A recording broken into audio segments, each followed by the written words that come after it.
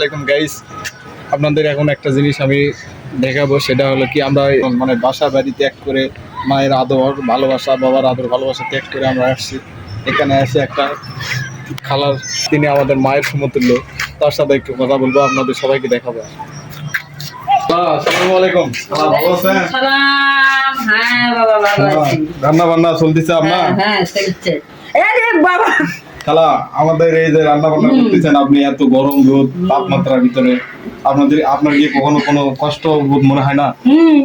কষ্ট হয় না, দেখুন কত কষ্ট। আপনি আমাদের মায়ের সমতুল্য, মনে করেন রান্না বান্না করতেছেন।